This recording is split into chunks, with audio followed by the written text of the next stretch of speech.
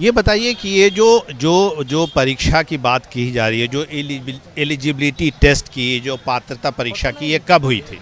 ये 2019 दिसंबर से हम लोग पास हैं। आप जो ये पात्रता परीक्षा है ये कब पास किया था? 2019 दिसंबर में पास की थी मैं। उसके बाद 3 बार हो चुका है, 3 बार से हम लोग पास करके बैठे हुए हैं। 3 बार कहा जा रहा है 6th फेज खत्म होगा तब 7th फेज आएगा। हम लोगों को कहा गया था कि जुलाई लास्ट में आप लोगों को नोटिफिकेशन दे रहे हैं। पिछले 2-3 महीने पहले हम सब 22 दिन तक आंदोलन में बैठे हुए थे। 22 दिन बैठे हुआ था, हम सबको बोला गया था कि एक नोटिस जारी हुआ था कि आप लोग जाइए, लास्ट जुलाई में आप लोगों को नोटिफिकेशन मिल रहा है। तो हम लोग चले गए थे। अब हम सबको जैसे अब अगस्त शुरू हो गया, लेकिन अभी तक कुछ नहीं हुआ है। अब शिक्षा मंत्री जी बयान देते हैं कि सितंबर में होगा तो ये होगा। अब हम सब बर्दाश्त नहीं कर सकते, अनिश्चितकालीन आंदोलन रहेगा। जब तक हम लोग को नोटिफिकेशन नहीं मिलेगा तब तक हम सब यहाँ से नहीं हटेंगे। आपने कब पास किया था ये जो पात्रता परीक्षा? जी, दिसंबर 2019 में मैंने सीटेट पास किया, छठी चरण की। उस समय बहाली चल रही थी। महज 14 दिनों का समय बता करके हम लोगों को बहाली से बाहर कर दिया गया। उसके बाद लगातार हम लोग शिक्षा मंत्री जी से लेकर के शिक्षा विभाग का दौरा किया। केवल आश्वासन दिया जाता है मार्च से अप्रैल, अप्रैल से मई। अप्रैल में एक लेटर निकलता है छठे चरण के लिए काउंसलिंग का, तो उस पर लिखा हुआ होता है कि इस काउंसलिंग के बाद छठी चरण समाप्त मानी जाएगी। विशेष काउंसलिंग के बाद छठी चरण समाप्त मानी जाएगी। लेकिन जहाँ समाप्त मानी जाती है वहीं से हमारे शिक्षा विभाग का जो प्रक्रिया होता है वह शुरू हो जाता है।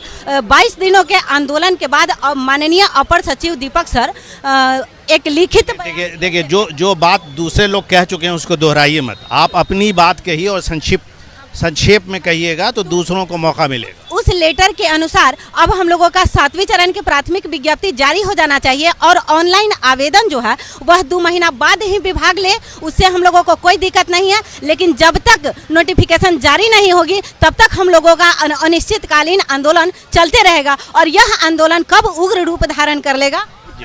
जी नहीं, ठीक है, हम दिखलाएंगे विकलांग को। आप बताइए कि आपकी जो है ये सारी बातें लोगों ने मुझे बताई कि भाई लोग परीक्षा पास कर चुके हैं। परीक्षा का मतलब एक इम्तिहान पास कर चुके हैं जिसके अनुसार ये मान लिया गया है कि वो टीचर बनने के योग्य हैं। सही बोल रहा हूँ मैं? अब ये है कि उसके बाद कई चरण हो चुका है। लोगों की मांग है कि 6वें को ख़त्म करके 7वां जो है वो किया जाए। इसके अलावा क्या मांग है आप लोगों की? इसके अलावा जो मांग है वो बताइए। सर, एक ही हम लोग का यहाँ मांग है और मेरा और सबका कि जल्द से जल्द वो विज्ञप्ति दे दें। और जब तक वो विज्ञप्ति नहीं देंगे, इस बरसात के टाइम में ठनका पड़े कोई या जान भी चली जाए, हम यहाँ से जाने वाले नहीं हैं। क्योंकि सर हम अभी इतनी तकलीफ में हैं, आप लोग देख सकते हैं कि हम दिव्यांग हैं और लखीसराय से आए हुए हैं। और उसके बाद हमारे घर से भी पैसा मिलना बंद हो गया, तो हम किसी तरह ट्यूशन पढ़ा के अपना जीवन यापन करना शुरू कर दिए। तो ये कब तक काम चलेगा? मेरे भाई जो साथ देते थे वो भी साथ देना बंद कर दिए हैं। वो लोग कह रहे हैं कि सरकार ने जब तुमको आश्वासन दिए तब दिक्कत क्या है? तो हम कहते हैं कि सरकार की तो गलती हमारी नहीं ना है। हमने जो भी कैटेगरी है उनका था पास करने का, वो हम पास कर चुके हैं। ये बताइए कि आपने जो एलिजिबिलिटी टेस्ट जो होता है, जो पात्रता जिसको हिंदी में कहते हैं परीक्षा, वो कब पास की थी?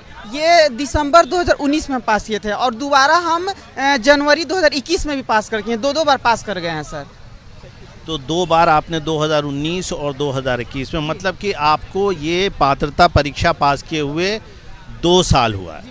लेकिन आपके बहुत सारे साथी हैं जो कि इससे ज़्यादा कहीं जो है वो सालों साल।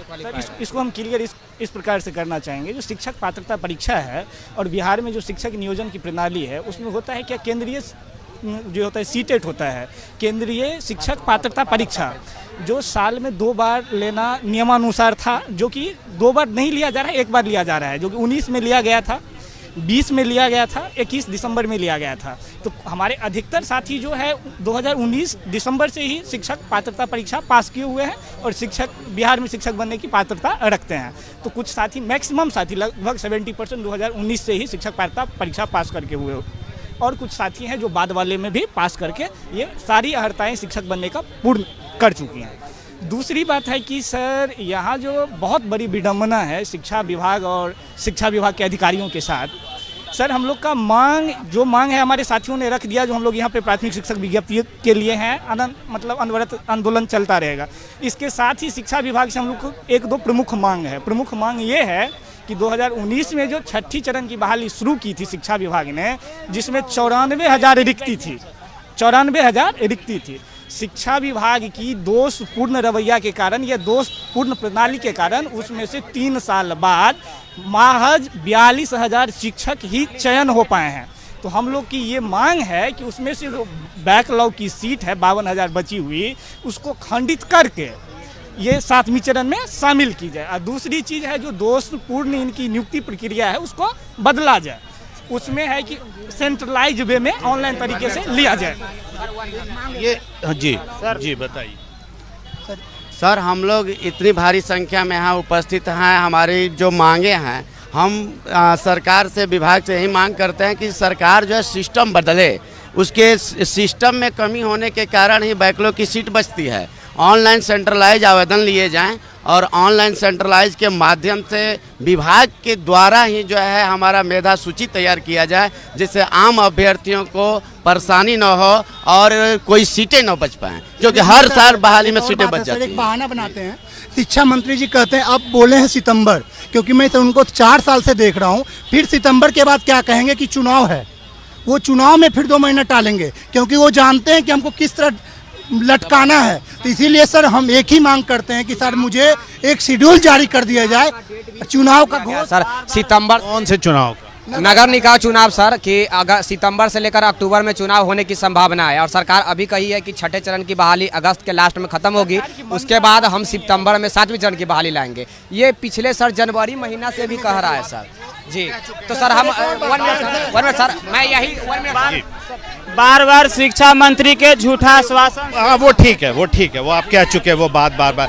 ये बताइए कि इसमें एक बड़ी दिलचस्प चीज़ है, वो ये है कि जो इल्ज़ाम लग रहा है वो शिक्षा मंत्री पर लग रहा है, जबकि बिहार में जो सरकार है वो भारतीय जनता पार्टी और जनता दल यूनाइटेड दोनों की मिलीजुली सरकार है। ये बताइए कि इसके लिए जिम्मेदार कौन है? ये जो शिक्षकों की बहाली नहीं हो पा रही है, इसकी जिम्मेदारी किसकी है? वही मैं थोड़ा सा डिटेल में बता दूं सर। डिटेल जस्ट, मैं कोई सचिवालय का IAS का पोस्ट नहीं मांग रहा हूं। जो बिहार में स्थिति है, अभी कुछ दिन पहले आप द इकोनॉमिक्स लिए हुए हैं, धर्मेंद्र प्रधान सर का मतलब स्टेटमेंट है। नहीं, हम आपसे नहीं सुनिए, देखिए ऐसा है ना कि हमने आपसे ये सवाल पूछा कि ये जो प्रक्रिया पूरी नहीं हो पा रही और आप कह रहे हैं कि सालों से 2019 से एक ही चीज़ को घुमाया जा रहा है, अब एग्ज़ाम का बहाना बनाया जाएगा, उसकी जिम्मेदारी किसकी है? मौजूदा सरकार की है। हमारे माननीय शिक्षा मंत्री विजय कुमार चौधरी जी इसके जिम्मेदार है। IAS जो बैठे हुए हैं सचिवालय में वो जिम्मेदार हैं, क्योंकि हर बार मतलब आप एक IAS अधिकारी हैं, आप जिस लेटर को निकालते हैं उस लेटर का अगर वैल्यू नहीं होता है, उस लेटर पे काम नहीं होता है, तो जिम्मेदार आप हैं। मौजूदा सरकार और मौजूदा सचिवालय में जितने भी पदाधिकारी बैठे हुए हैं, मैं उन सब लोगों को कहना चाह रहा हूं कि आप कार्यशैली सुधार लीजिए, कार्यशैली सुधार लीजिए। अगर आपकी बात नहीं मानी जा रही तो आप उस अधिकारी पे एक्शन तो ले सकते हैं जी। तो इसका जिम्मेदार वही है। सर सबसे बड़ी चीज़ यह है कि हम जिस राज्य में रह रहे हैं ये हमारी विडंबना है। कारण क्या है कि 6 चरण जो है वो बीरबल के खिचड़ी बन गई है, जो पक ही नहीं रही है और बहाना इसी का चल रहा है। आप ये बताइए कि इनके हिसाब से तो जो है शिक्षा मंत्री जो वहाँ के सचिव हैं वो जिम्मेदार है, आपके हिसाब से कौन जिम्मेदार? बिल्कुल वही जिम्मेवार है। यदि शिक्षा के वरीय पदाधिकारी हुए हैं तो उन्हीं का रिस्पॉन्सिबिलिटी आती है कि 7वां चरण का विज्ञापन अविलंब जारी हो। शिक्षक और छात्र का अनुपात 70:1 है, और जो कि NCTE का मान लीजिए गाइडलाइन या फिर 40:1 क्या भी नहीं माना जाता है सर, 35:1 और 30:1 का माना जा रहा है। लेकिन यहाँ मौजूदा हालात ये है कि 70:1 का बना हुआ है। और बिल्कुल हम लोगों का सोच सेम है। पूरा टीम को हैंडल करने वाले कौन है? बिहार सरकार या उस विभाग के मंत्री। अगर उनसे IAS ऑफिसर नहीं संभल रहा है, रिक्तियां सही से नहीं मिल रही है, लोग सही तरीके से रिस्पॉन्ड नहीं कर रहे हैं, तो ये जिम्मेवारी किसकी होगी? ये किसकी होगी जिम्मेदारी आपके हिसाब से? मेरे हिसाब से सीधा सरकार और शिक्षा मंत्री की जिम्मेदारी है, शिक्षा विभाग के पूरे टीम की जिम्मेदारी है। कार्यशैली में जिस तरह का कार्यशैली शो किया गया है अभी, ये पूरी तरह पारदर्शी नहीं था। सर हम लोगों को लगता है सिर्फ इतना सा कि सरकार जो है ना एक साजिश के तहत सभी लोगों को अनपढ़ रखना चाहती है। कौन सी सरकार?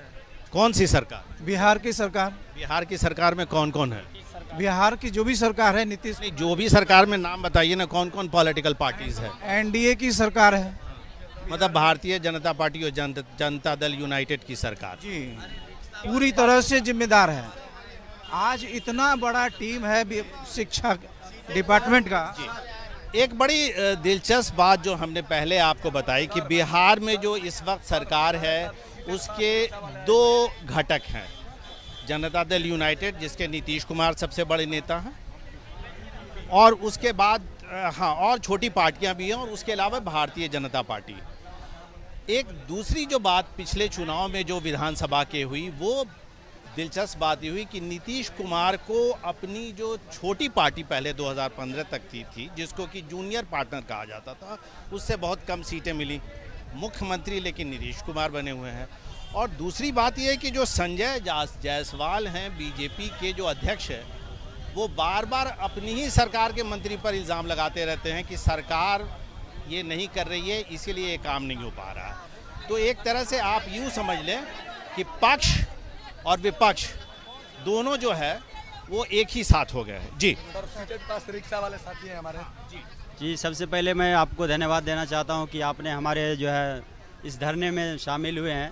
धरने में नहीं शामिल हुआ, हम धरने की रिपोर्टिंग करने की, हमारी आवाज़ को उठाने का काम किया है। बिहार सरकार हमारी आवाज़ को सुने और हमारी, जैसा कि सर हम लोग 2019 दिसंबर से सर हम लोग बैठे हुए हैं, तीन चार साल से लगातार सर यही आश्वासन मिल रहा है कि आप लोगों को अगले महीने करके 7 चरण की जो है बहाली पर मतलब प्रक्रिया शुरू की जाएगी।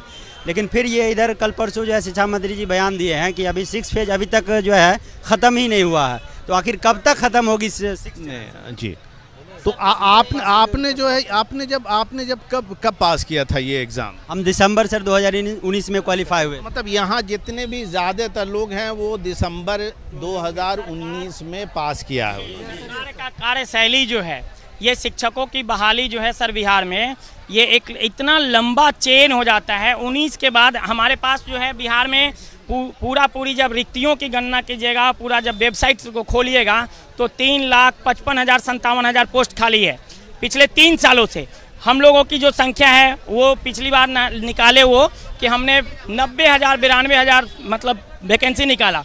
और ये शिक्षा मंत्री को कहते हुए भी शर्म नहीं आता है कि हमारे पास मतलब उपयुक्त उम्मीदवार नहीं मिल रहे हैं। जबकि मैं सर यहाँ पे 1,20,000 हमारे साथ 1,20,000 एलिजिबल आदमी को लेके बैठा हूँ। They can answer your question in any way if you talk in English, they can able to generate. No हमको अंग्रेजी में बात करके कोई बताना नहीं है, हम तो सिर्फ उसके कई पहलू जो हैं उसके अलग अलग पहलू बयान कर रहा हूँ।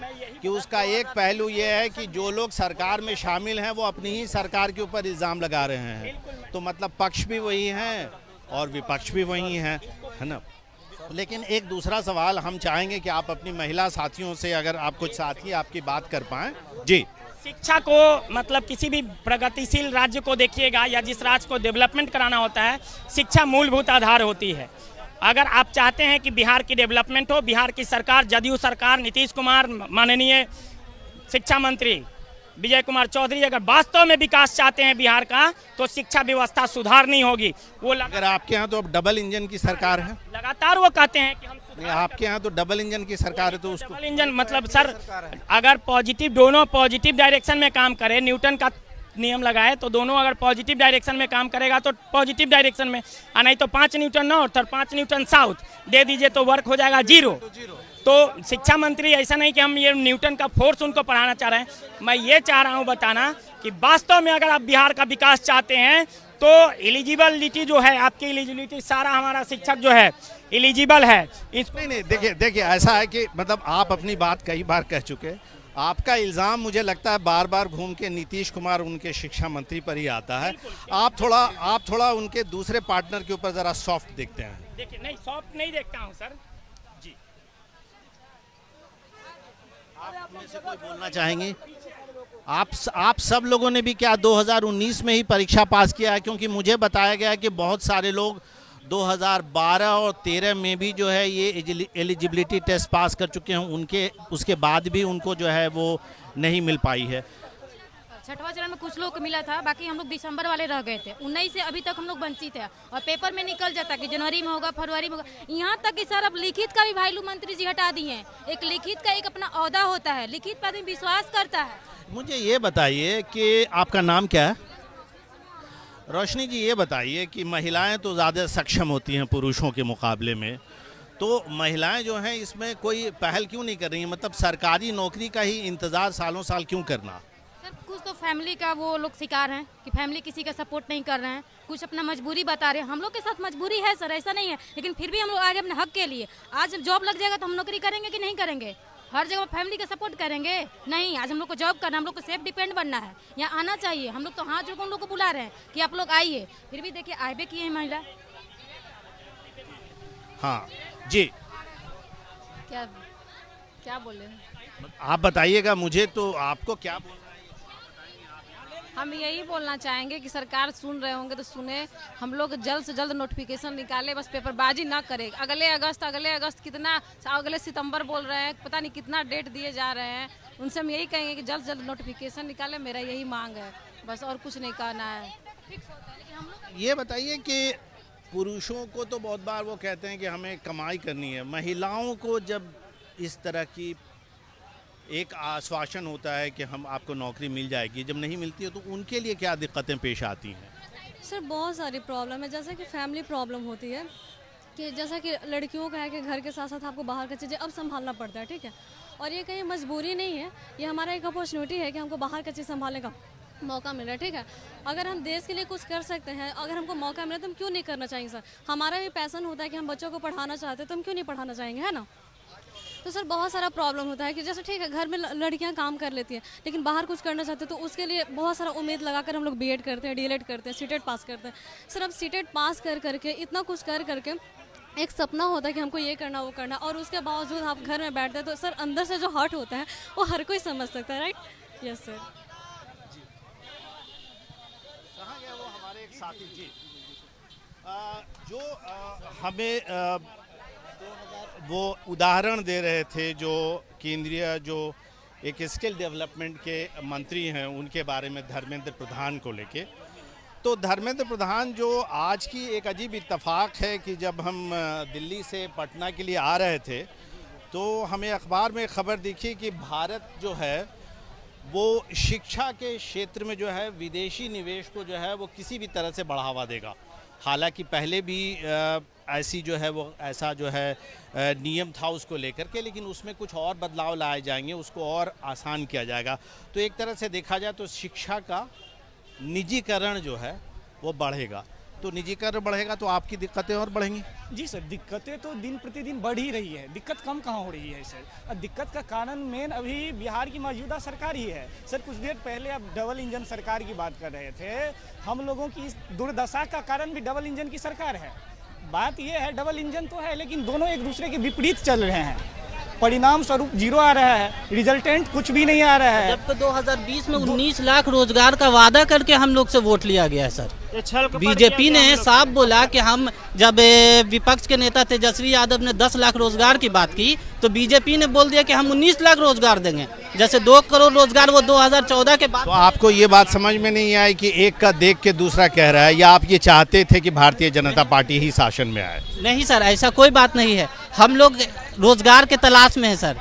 जो भी बोलता है उस पर भरोसा कर लेते हैं सर, आराम से भरोसा कर लेते हैं। यही भरोसा का नतीजा है कि 3 साल से हम लोग इंतजार कर रहे हैं और बीजेपी सरकार कहीं भी रोजगार देने वाली नहीं है सर। हमको उम्मीद जो भी है वो नीतीश कुमार ही से है कि वो आज दे कल देगी। अगर वो बीजेपी की यहाँ फुल्ली सरकार होगी तो वो कभी रोजगार नहीं देगी। सिर्फ और सिर्फ मुसलमान अशिक्षित जनता का मौका भी फायदा उठाते हैं। माने सरकार ये सोचते हैं कि ना पढ़ेगा ना वोट सोच समझ के कर पाएगा, और जैसे बनो वैसे धुरवा बना करके वोट बटोर के सरकार फिर से बना लेंगे। लेकिन इस बार हम लोग मना लिए हैं कि हम लोग का सिर्फ हक नहीं है, ये हक हम लोग के साथ साथ में पूरे बिहार राज्य के करोड़ों बच्चों के करोड़ों जो गरीब लोग बच्चे हैं उन लोग के हक के लिए हम लोग लड़ाई लड़ रहे हैं, ताकि हम लोग योग्य शिक्षक स्कूल में जा करके सबको पढ़ावें, पूरा बिहार को शिक्षित करें। आज बिहार के कंपनी में आज बिहार के लेबर मजदूर जी जी जी जी जी जी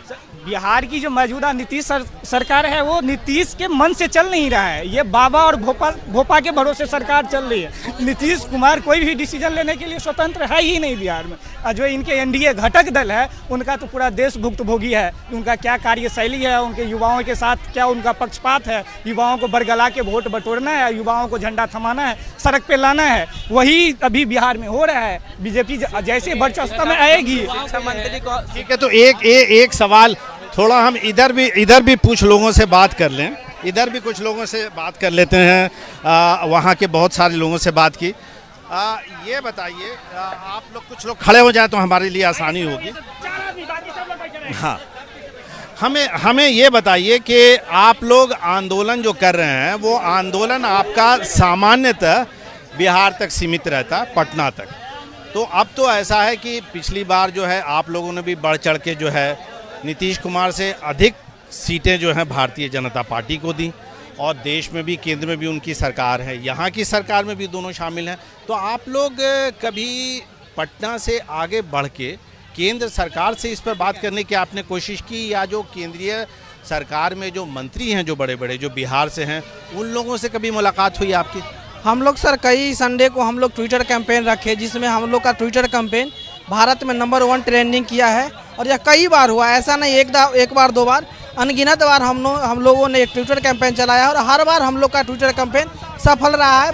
भारत में लगभग 3-4 घंटे तक नंबर 1 पर ट्रेंडिंग करते रहा है। तो इस तरह से तो वो सभी न्यूज पूरे भारत में गया है, वर्ल्ड लेवल। आपने कभी वहाँ के जो बड़े नेता है, जो बिहार के जो बड़े नेता हैं जो सरकार में शामिल है केंद्र में, जी सर, यहाँ से आपकी बात नहीं हो पा रही, जब उनसे मिलके कोई आश्वासन लेने की कोशिश की, उनसे मिलके कोई बात करने की कोशिश की, कोई आपसे मिलने आया अब तक? नहीं सर, हम लोग जो है देखिए, हम लोग के जो एरिया के एमपी हैं और उसके बाद जो कैबिनेट मिनिस्टर है जो बिहार से हैं, कौन है? तो उसके बाद यहाँ से जो है सर पशुपति कुमार पारस भी हैं, खाद्य एवं प्रसंस्करण मंत्री, तो उनसे भी हम लोगों ने मिलने की कई बार कोशिश की, लेकिन जो है वो हम लोग को समय नहीं दे पाते हैं। हम लोग का जो ये आंदोलन है सर, ये कई सालों से ये हम लोग का आंदोलन चल रहा है। हम लोग जो है ट्विटर पर उनको टैग भी करते हैं कि सर आपको मालूम हो हम लोग यहाँ पे आंदोलन कर रहे हैं। उनका जवाब क्या आता है? उनका कुछ भी सर जवाब नहीं आता। बिहार के मुद्दा को वो उठाते ही नहीं है सर। क्यों आपको क्यों लगता है कि ये लोग अब सिर्फ अपने मतलब के रखते हैं सर? बिहार का मुद्दा इसलिए नहीं उठ पाता है क्योंकि यहाँ डबल इंजन की सरकार है, और जब तक डबल इंजन की सरकार है उनको खुद अपने ही में प्रेम भाव नहीं है, तो फिर यहाँ विद्यार्थी और अभ्यर्थी का विकास क्या चाहेंगे? सरकार अभ्यर्थी के इमोशन के साथ खेल रहा है। यहाँ के सरकार जो है, बिहार का सरकार, वो तानाशाही रूप का मतलब तानाशाही रूप हो गया है। मतलब किसी तरह का कोई भी विज्ञप्ति जारी कर देता है और उसके बाद वो ऑफिशियल नहीं रहता है। कुल मिला के वो सब घोटाला हो जाता है। आप मतलब अपना कही हुई बात से वो मुकर जाते हैं। जी सर, बात ये है कि जब हम लोग मुद्दा उठाते हैं तो सरकार से आश्वासन दे दिया जाता है। जनवरी में हम लोग आंदोलन की बातें तो हैं, हम तो जी पूछे थे हम लोग, तो आश्वासन दे दिया गया था। तो मंत्री साहब लोग बोलते हैं कि अब तो आश्वासन दे दिया गया है, सरकार तो बोल दिया कि अगले महीने विज्ञप्ति जारी। आप संक्षेप सर, ये आश्वासन की सरकार है, केवल आश्वासन देते हैं, आश्वासन किसी बार। शिक्षा मंत्री से हम यही कहना चाहते हैं कि सिर्फ आप आश्वासन देते हैं। अगर हम लोग भी आपके पक्ष में वोट नहीं करेंगे, हम लोग जो छात्र हैं, अगर हम लोग भी सिर्फ आपको आश्वासन ही देंगे तो फिर आप आश्वासन देने के लायक नहीं रहेंगे। ये लोग सर बात करते हैं कि एक देश है एक संविधान, ये लोग का काम कोरोना में समय पर होता है, हम लोग का काम कोरोना में, हम लोग का समय पर काम क्यों नहीं होता है? कोरोना जबकि नहीं है तब, और 3 साल से हम लोग। अब देखिए कि भारत में एक अजीब सी बात है कि वो राज्य भी जो कि एक तरह से सोशल इंडिकेटर्स पे डेवलप्ड माने जाते हैं, वो राज्य भी उन राज्यों की जो है वो एक तरह से उनकी पद्धति अपनाने की कोशिश कर रहे हैं जो राज्य इसमें बहुत पीछे हैं। धर्मेंद्र प्रधान की बात हमने बता ही दी, जो केंद्रीय स्किल मंत्री हैं, उनका कहना है कि जो 25 करोड़ युवक ऐसे हैं जो कि 15 से 25 साल के हैं, और इसमें से 18 करोड़ ऐसे हैं जो शिक्षा के जो सिस्टम है उसमें शामिल नहीं होते हैं, उसको बढ़ावा देने के लिए हम विदेश से जो है निवेश लाएंगे।